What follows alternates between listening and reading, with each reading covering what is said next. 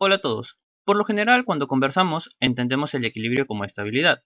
Sin embargo, el término equilibrio, o siendo más específicos, el equilibrio estático, lo usamos para describir un objeto en reposo. Por ejemplo, imaginemos que estamos en obra leyendo un plano y levantamos la cabeza. Bueno, antes de continuar con el ejemplo, me presento.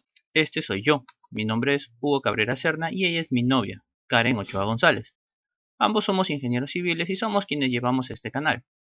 Y bueno, continuando con el ejemplo, les estaba diciendo que si uno levanta la cabeza y ve todos los objetos a nuestro alrededor que están en reposo en relación con la construcción, ya sea la escalera, ya sean los ladrillos, ya sean las bolsas de cemento, ya sea el acero habilitado, todos estos elementos se encuentran en equilibrio. Inclusive si vemos a este policía sentado en su patrulla a velocidad constante, también se encuentran en equilibrio tanto el vehículo como el conductor. Ahora, para mantener ese equilibrio debemos satisfacer la primera ley de Newton, la cual requiere que la fuerza resultante que actúa sobre una partícula sea igual a cero. ¿Sí? Tal como tenemos expresado aquí, suma de todas las fuerzas es igual a cero. A esta ecuación se le conoce como la ecuación de equilibrio. Ahora, para poder aplicar esta ecuación, debemos tomar en cuenta todas las fuerzas conocidas y desconocidas que actúan sobre la partícula, ya que en algunas situaciones podemos utilizarla para determinar fuerzas desconocidas que actúan sobre un cuerpo en equilibrio. Un dibujo que muestra la partícula junto con todas las fuerzas que actúan sobre ella se denomina diagrama de cuerpo libre. En el video anterior de teoría ya vimos todo lo relacionado a este tema, el cual es necesario saber para poder desarrollar el equilibrio en una partícula. Entonces, cuando una fuerza la representamos mediante un vector, la línea recta colineal al vector, es decir, esta línea punteada, la denominamos línea de acción de la fuerza. Ahora bien, cuando decimos un sistema de fuerzas, nos referimos simplemente a un conjunto de fuerzas. Pero, cuando nos referimos a un sistema de fuerzas bidimensional o coplanar, queremos decir que la línea de acción de un conjunto de fuerzas están ubicadas en un mismo plano. Caso contrario, estaremos hablando de un sistema tridimensional. Aquí, por ejemplo, tenemos dos sistemas de fuerzas. A uno se le dice concurrente porque sus líneas de acción se intersecan en un punto, mientras que el otro sistema de fuerzas paralelo se llama así porque sus líneas de acción son paralelas. Esto sucede independientemente de si son coplanares o son tridimensionales. Veamos ambos casos. Si una partícula está sometida a un sistema de fuerzas coplanares, es decir, que se encuentran en el plano XY, entonces cada fuerza puede descomponerse en sus componentes I y J. Para lograr el equilibrio, estas fuerzas deben sumarse para producir una fuerza resultante igual a cero. Suma de fuerzas en X y suma de fuerzas en Y, o sumatoria o sumatorio, como le quieran decir, son las sumas de las componentes X y Y de las fuerzas respectivamente. ¿Sí? Para las componentes en X le corresponde el vector unitario de dirección que rige el sentido positivo de las X, mientras que para la suma de las fuerzas en Y le corresponde el vector unitario que rige el sentido positivo en el eje de las Y. Entonces, para que esta igualdad se cumpla y la resultante sea cero, quiere decir que ambas componentes deben ser igual a cero. Pero como sabemos, I y J tienen magnitud 1, ya que son vectores unitarios. Por lo tanto, tenemos que estas magnitudes, o esta suma de fuerzas, deben ser igual a cero. Y tal como observamos aquí, tenemos tanto su formulación vectorial como su formulación escalar. Esto en resumen nos dice que la suma de las componentes X y Y de las fuerzas externas que actúan sobre una partícula deben ser igual a cero para poder decir que esta partícula está en equilibrio. Ahora, cuando vamos más allá del plano y hablamos del espacio, nos referimos a un sistema de fuerzas tridimensional, tal como tenemos aquí. En este caso, la suma de las fuerzas externas debe cumplir esta igualdad. Cada una de las fuerzas que actúan en este sistema se deben desarrollar en sus componentes rectangulares, X, Y, Z, ¿sí? Ya que estamos hablando de los tres ejes cartesianos. Entonces, luego se realiza la suma de todas las fuerzas que van a lo largo del eje X, a lo largo del eje Y y a lo largo del eje Z independientemente.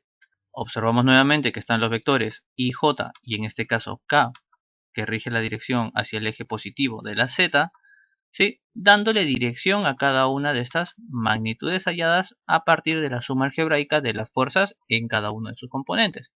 Ahora, como ya hemos visto aquí, para mantener esta igualdad, cada una de estas componentes debe ser igual a cero, de este modo.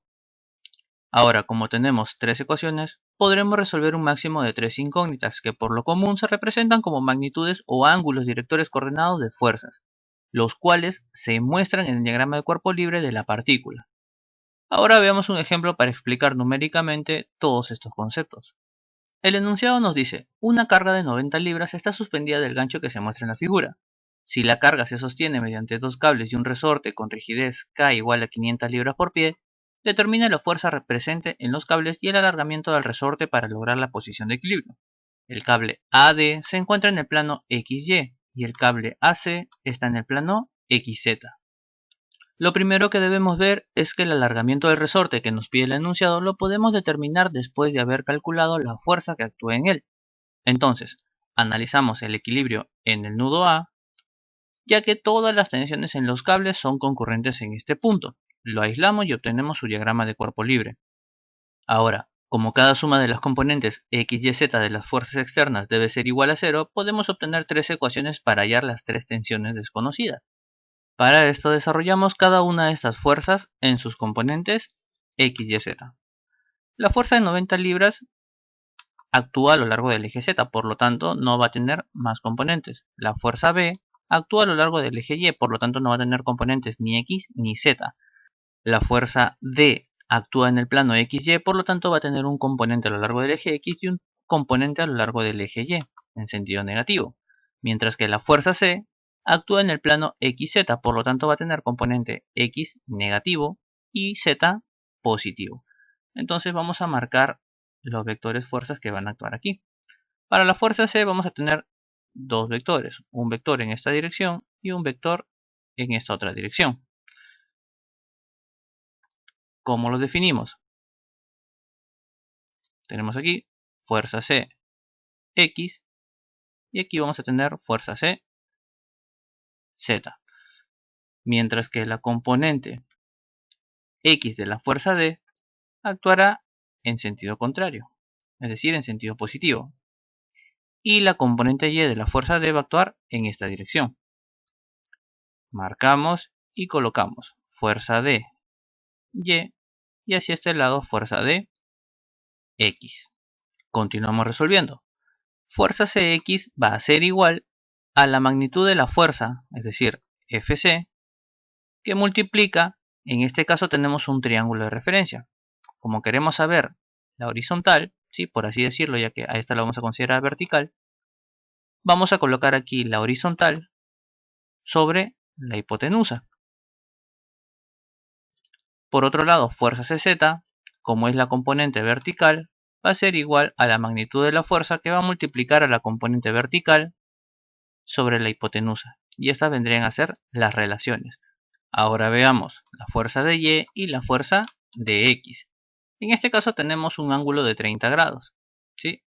Como tenemos fuerza de Y que está pegadito al ángulo, estamos hablando del cateto adyacente. Por lo tanto será igual a la magnitud fuerza D que multiplica a la razón trigonométrica, que en este caso le corresponde el coseno del ángulo. ¿Sí? Porque el coseno del ángulo es igual al cateto adyacente sobre la hipotenusa, y es lo que estamos haciendo aquí. Por otro lado, para la fuerza de X, si a esta le corresponde el coseno, le corresponderá la magnitud por el seno del ángulo. ¿Y por qué por el seno? Porque estamos hablando del cateto opuesto. Ahora desarrollamos estas igualdades. Empezamos por la suma de fuerzas en X igual a 0. Teniendo de este modo, observamos las fuerzas que actúan a lo largo del eje X y tenemos fuerza de X positiva, ¿sí? Que ya sabemos que es fuerza D por seno de 30 grados, y fuerza Cx, que es igual a 4/5 de la fuerza C, que está dirigida hacia el eje negativo o hacia la dirección negativa del eje de las X, por eso que le corresponde el signo menos. Del mismo modo sumamos las fuerzas en Y. Aquí tenemos el eje Y y la fuerza de Y o la componente en Y de la fuerza D está orientada hacia el lado negativo, ¿sí?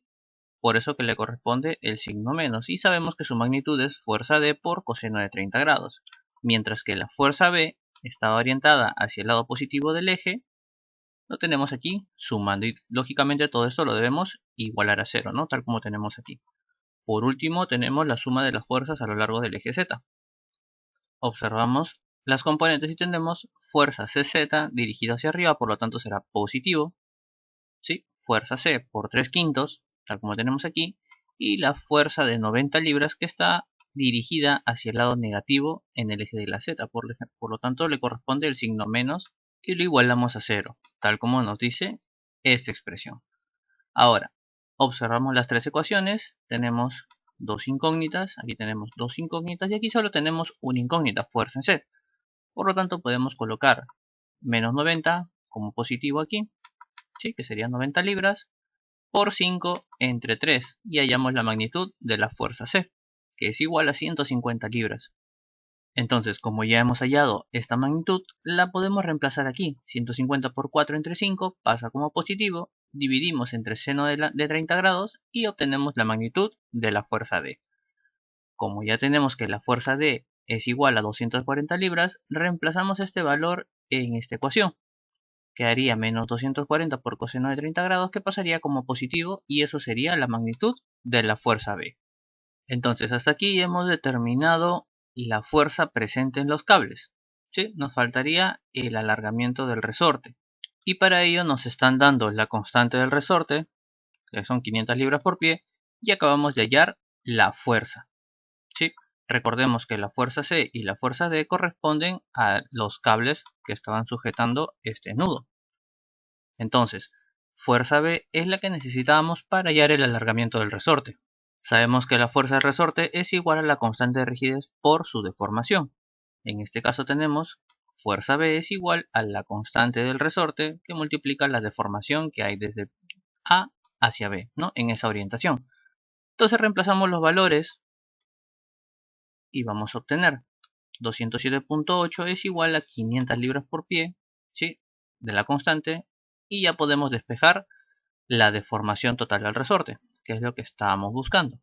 Entonces, cuando a lo largo del resorte actúa una fuerza igual a 207.8 libras, este se va a deformar 0.416 pies.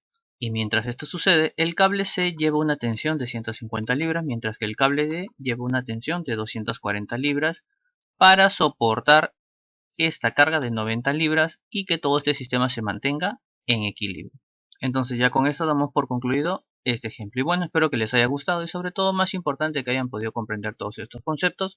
Si te gustó, déjate un buen like, suscríbete, comparte si te sirvió el video. Si tienes alguna duda o algún comentario, nos puedes escribir a Facebook. El enlace lo encuentras en la descripción.